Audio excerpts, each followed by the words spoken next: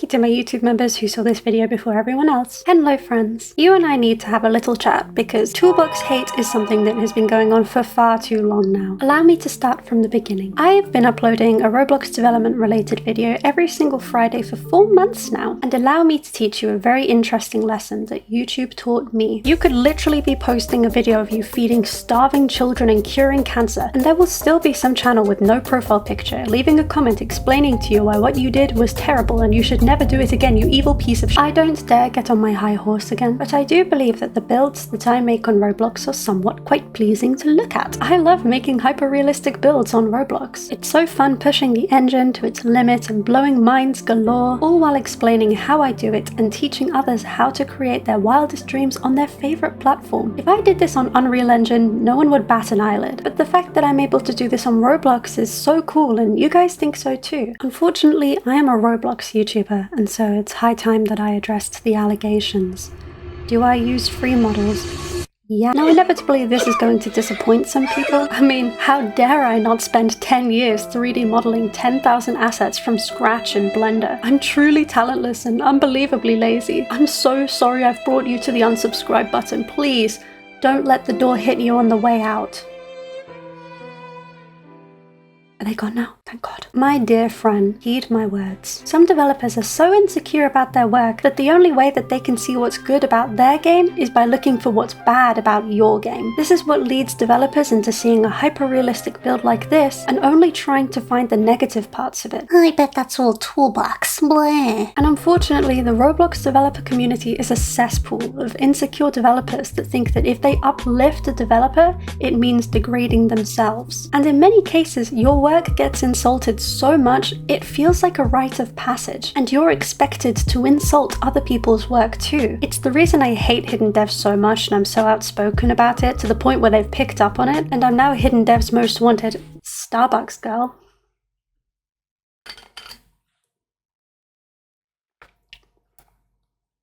That bit was so not worth it. Anyways, the toolbox. What even is it? You'll often hear the words toolbox and Freemodels get thrown around quite a bit in Roblox development, particularly the building scene, and these two words are interchangeable and usually mean the same thing. The toolbox is a service in Roblox Studio that lets you access the creator marketplace, which contains what developers like to call Freemodels.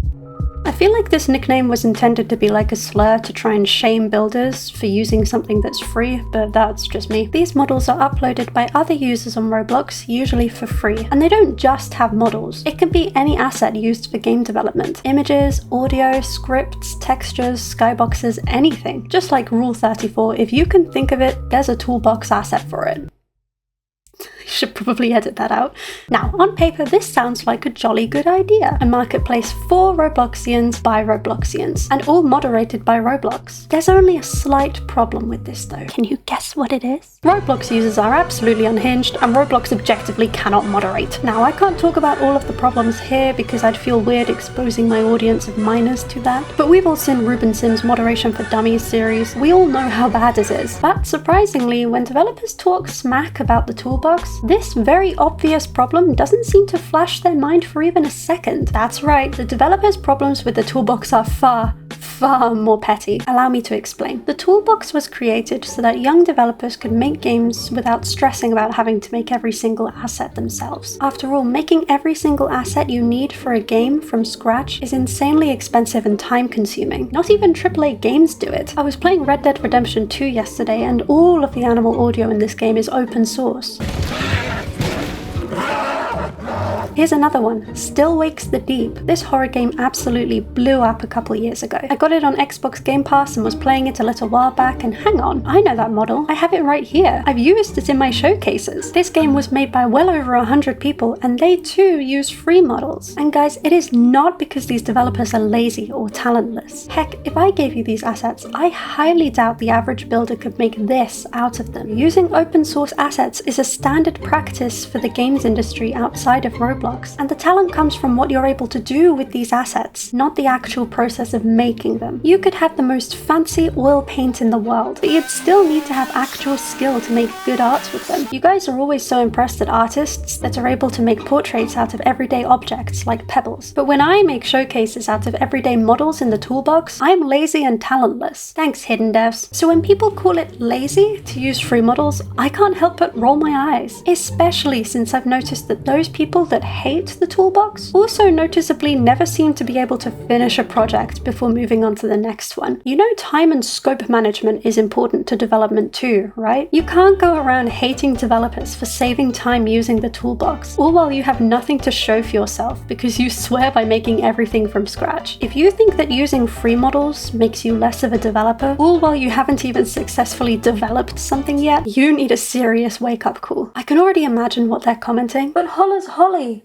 The toolbox is full of assets that can potentially break your game. And that, my beloved friend, is called a fallacy. A red herring, to be precise. Make no mistake, these guys aren't hating on your game because the free model you're using has the potential to break your game. They're hating on your game because you're using a free model, something they see as uncreative and lazy. Using a game-breaking model doesn't determine if using free models is creative or not. They're now just trying to rationalize their toolbox hate after I proved them wrong that it is still creative to use the toolbox because of argument bias, a post hoc justification. Very typical of Roblox developers to blindly believe anything that they're told and to only bother researching into it once they're challenged. But hey, I'll entertain this fallacy, because they're right. 10 years ago, there was genuine fear that importing models from the toolbox could run lag scripts or inject cookies that could get your account hacked. Keyword 10 years ago. Whenever you import a model with a script now, Roblox warns you beforehand so you can go over the script and make sure it runs properly. I'm also 99% sure those hacking rumors were just that. Rumors. I also forgot to mention that this worry about Freemodels hacking into your account was spread by YouTubers with no explanation of how it works, no solid credible proof, and often formatted in a way that feels very clickbaity. Some of these free models actually have viruses in them which could destroy your game and also hack your Roblox account too. A lot of these YouTubers that showcase free models breaking their game have also led on the viewer to believe that their game is permanently broken, that they can no longer access the studio file. I've now lost this project. I doubt I will be able to recover it. And it's just not true. The lag scripts that some free models have only work when you run the game, which means you can still edit the game completely fine in Studio, and so you can easily remove the offending scripts. These guys are just fearmongering to make their videos seem more dramatic. Sure, you might import a model that doesn't intend to do anything wrong, but then the script actually interferes with another script in your game unintentionally, or the model has some dodgy collisions that ruin the immersion. Oh no! Thank goodness you can just delete the model.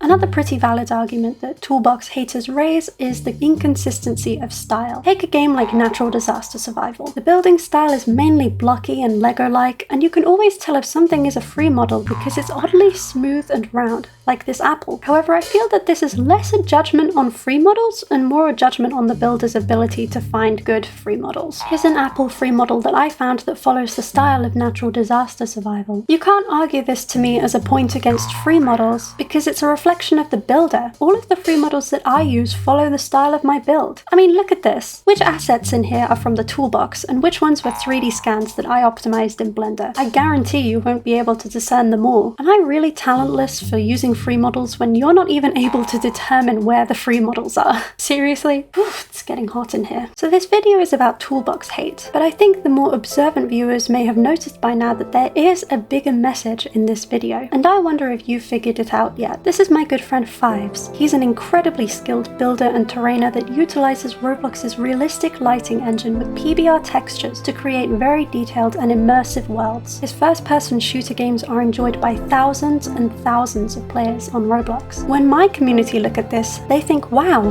this builder is amazing. It takes a lot of skill to make a game as beautiful as this on Roblox and have it also perform so well that thousands of players can enjoy it. He deserves so much praise and support for his hard work. But do you know what everyone else thinks? It looks so laggy. I bet it performs terribly. You're gonna get sued in a year, just you wait. When Fives uploaded his work into Hidden Devs, very few people uplifted him and encouraged him to continue continue his work. Instead, they only focused on the negatives. I showed these screenshots in a video last week, and one of these hidden devs users reached out to me, upset and confused. They were under the pretense that the negative comments that they were giving to Fives were actually helping him. He also compared one of my arguments to racism, which was pretty wild. In their mind, telling the developer all of the bad things about their game means that the developer can focus on fixing them and thus improving the game. And they are right, a little, but not in this context. Game developers take on playtesters and do QA passes to find issues with the game and fix them. It is true that by making developers aware of the issues in the game, it can improve the game. Keyword here is can, not will. It's important to remember that this user never played Fives' game. They made an assumption based on a single screenshot, and the assumption was false too. Fives uses many interesting tricks to raise the performance of his game. When I showcased his Halo game a couple months ago, I was doing a solid 60 frames at full graphics on my old 3060 GPU. Not only did none of these developers even bother testing the game before making negative assumptions, but they then felt entitled to some kind of appreciation for picking apart this gorgeous build, to the point where they argue with me in my DMs for pointing out that this is wrong. And it is wrong. Imagine working so hard on a project, putting all of your time and effort into it, being so proud of it, and then having the majority of your audience nitpick it and make you feel like you did something wrong. It's only natural to feel upset and demotivated, and that's not something to be ashamed of.